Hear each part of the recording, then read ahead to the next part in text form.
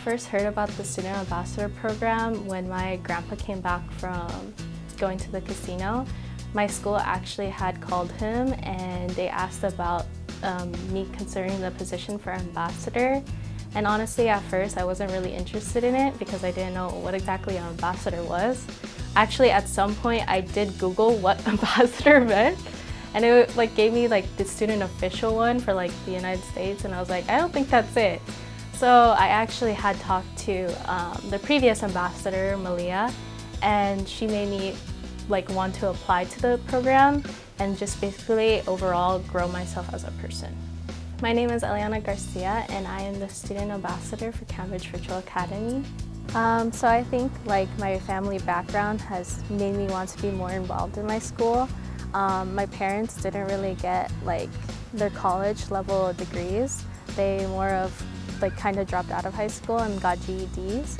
And so I kind of wanted to participate more in my school and actually be the student who gets the grades and stuff like that. It is my second year being the ambassador. Last year there were some changes so far in event-wise. For college and career fair, for example, some of the stuff that ambassadors had to do were not the same for this year. We had actual shifts and times where we had to be somewhere, and we also had an hour to go and freely roam the stuff. So, I mean, I kind of have a switch because I don't really participate much in my Spanish side. So I think that having awareness of just students learning English and that they have different chances at learning English and some only know Spanish. So I think including that as well just makes it more inclusive when we're talking about student voice. Some challenges I faced was when I first started the position, I just learned that I had to run a club as well and be the president of it. So it was really a challenge in trying to figure out what ways worked in an online setting to get everyone to be at meetings, starting a club, getting people to participate. So I think that was the hardest part for me because I had to convince people and talk to them more frequently about information and just overall getting them involved. I think personally I was able to grow more as a student leader. Before I wasn't really used to social communications a lot with my staff or my students. I would mostly stay in my room all day. I wouldn't really go out and meet people that much because I had a really bad social anxiety. So at times I wouldn't go outside at all. So when I got into the position, it got me more involved with kind of greeting people, talking to them, having conversations with them. And academically, I think that I grew more as a student connecting with her teacher. At first, I didn't email my teachers even if I needed something. So now I was able to email them more often if I needed something at a time.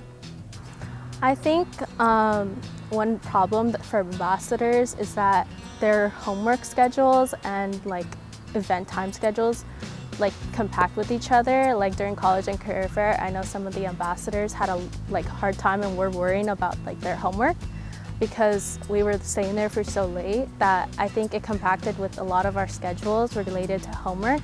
Some people had it due later and we needed it done, but we couldn't because we were currently working with the fair. So I think that in later times it would be better for us to also understood that we are students and that we still have homework as well as our ambassador duties. I think my favorite part is growing with the other ambassadors in general. I think that the new ambassadors are great in person and character. They have a lot of personality and they're fun to talk to. I do live with my grandpa and I think he is extremely proud of my overall growth in speaking and academically. I became more of a communicator now that I am the ambassador. I think they're more proud of how I'm being able to network with people.